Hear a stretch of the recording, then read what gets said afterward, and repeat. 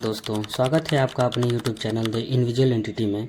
यह वो जगह है जहां हम आपके लिए लाते हैं प्राचीन रहस्य, अघोर साधनाओं और ऐसी ही गूढ़ विद्या की सच्ची बातें जिनके बारे में बहुत कम लोग जानते हैं। आज हम बात करने जा रहे हैं एक ऐसी ही रहस्यमयी शक्ति जिसका नाम सुनते ही अच्छे अच्छों के रोंगटे खड़े हो जाते हैं, जिसका नाम है कर्ण पिशाचिनी। अगर आप भी जानना चाहते हैं कि कर्ण पिशाचिनी की उत्पत्ति कहाँ से हुई है, किस लोक में वह रहती है और क्यों उसकी साधना इतनी खतरनाक मानी जाती है, तो इस वीडियो के अंत तक जरूर देखें। और हाँ, अगर आपको ऐसी रहस्यमयी विषय पसंद है तो वीडियो को लाइक करना न भूलें और सब्सक्राइब करके घंटी का बटन दबा दें ताकि हमारे नए वीडियोज़ का नोटिफिकेशन सबसे पहले आप तक पहुँच जाए। तो चलिए शुरू करते हैं आज का यह रहस्यमयी सफ़र। कर्ण पिशाचिनी कौन है, इसके बारे में हमारे पुराणों में बताया गया है, जिसके अनुसार कर्ण पिशाचिनी एक यक्षिणी है। यक्षिणी यानी एक ऐसी दिव्य शक्ति जो न तो पूरी तरह देवता होती है और न ही दानव। उसका नाम कर्ण पिशाचिनी इसलिए पड़ा क्योंकि वह साधक के कान में फुसफुसा कर बातें करती है।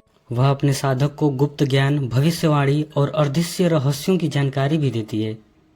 कर्ण पिशाचिनी के बारे में समझने से पहले आपको यह जानना जरूरी है कि देवता, यक्ष, यक्षिणी, पिशाच, मनुष्य कहाँ रहते हैं। हिंदू धर्म के अनुसार 14 लोक माने गए हैं, जिनमें से पहला है ऊर्ध्व लोक यानी कि ऊपर का लोक। ऊपर के लोक में पहला है सत्यलोक, जिसे ब्रह्म लोक भी कहते हैं, जिसमें ब्रह्मा जी का निवास होता है। उसके बाद तपोलोक होता है, जहां महान तपस्वियों और योगियों का लोक होता है। उसके बाद आता है उसके नीचे जनलोक, जहाँ पे ज्ञानवान ऋषि मुनियों का लोक होता है माना जाता है। और चौथा आता है महर्ष लोक, यहाँ देवता और सिद्ध ऋषि रहते हैं। उसके बाद आता है स्वर्गलोक, जहाँ इंद्र और देवताओं का निवास होता है। उसके नीचे आता है भूर्वलोक, यह गंधर्व, अप्सरा और विद्या की देवियाँ रहती हैं। उसके बाद आता है भूलोक यानी हमारे पृथ्वी, जहाँ मनुष्य रहते हैं। ये तो हुआ हमारे पृथ्वी तक। इसके बाद हमारे पृथ्वी से नीचे होता है अतल लोक, यहाँ राक्षस रहते हैं। उसके बाद आता है वितल लोक, जहाँ पे भूत, प्रेत और कुछ पिशाचों का निवास होता है। उसके बाद आता है सुतल लोक, जहाँ महाबली, बाजा, बलि और दैत्य यहाँ रहते हैं। उसके बाद आता है तलातल लोक, मायावी दैत्य और तांत्रिक शक्तियाँ यहाँ रहती हैं। उसके नीचे होता है महातल लोक, जहाँ नाग, सर्प जातियाँ निवास करती हैं। उसके बाद उसके नीचे आता है रसातल लोक, जहाँ राक्षस और असुरों का निवास होता है। और सबसे अंत में आता है पाताल लोक, सबसे निचला लोक, जहाँ पिशाच और क्रूर आत्माएं निवास करती हैं। हम अभी बात कर रहे हैं यक्ष यक्षिणियों के लोक के बारे में। यक्ष और यक्षिणियाँ सामान्यतः कुबेर लोक के अलकापुरी में रहते हैं। जो कुबेर, जो धन के देवता हैं, उनके स्थान पे रहते हैं ये लोग। लेकिन शापित यक्षिणियाँ जैसे कर्ण पिशाचिनी स्वर्ग में नहीं रह पाती, वह भूलोक पृथ्वी पर आकर शमशान में रहने लगती है। सामान्यतः वितल लोक और पाताल लोक में रहते हैं। अधूरी इच्छाओं वाली आत्माएं प्रेत लोक में फंसी रहती हैं। कभी कभी ये आत्माएं पृथ्वी पर भटकती हैं, खासकर शमशान, पुराने खंडहर, पीपल या बरगद के पेड़ों पर। और रही बात कर्ण पिशाचिनी की, तो वो भी पहले एक अप्सरा थी, लेकिन गुप्त रहस्य बताने के कारण उसे श्राप मिल गया था, यक्षिणी योनि में जन्म लेना पड़ा। तब से वह पृथ्वी और शमशानों में ही निवास करती है।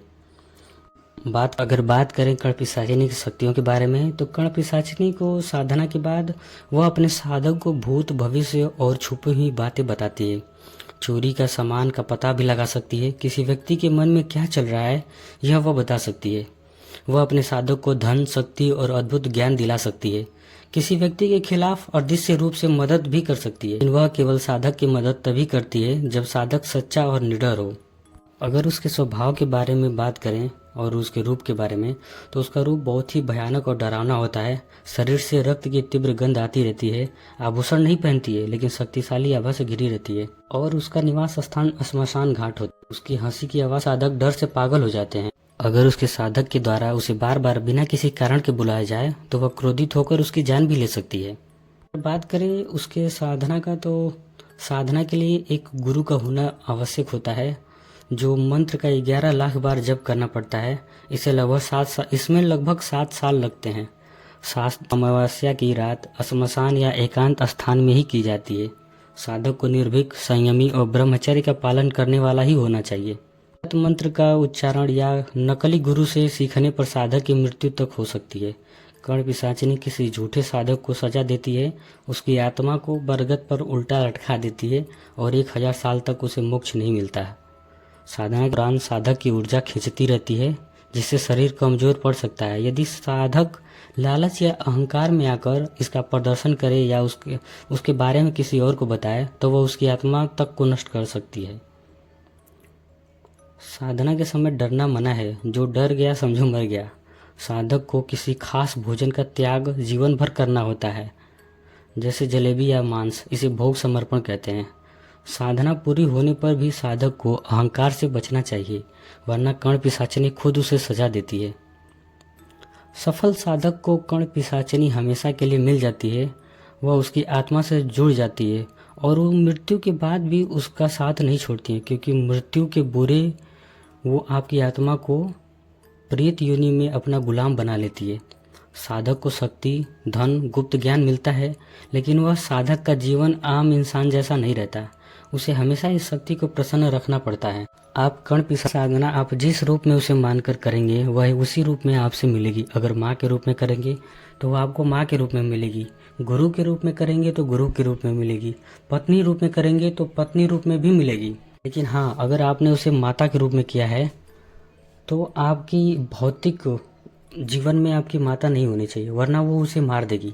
ऐसे ही अगर पत्नी के रूप में किया है तो आपको अन्य स्त्रियों के प्रति सम्मोहन से बचना पड़ेगा, नहीं तो वो स्त्री को मारेगी, आपको भी जान से मार देगी।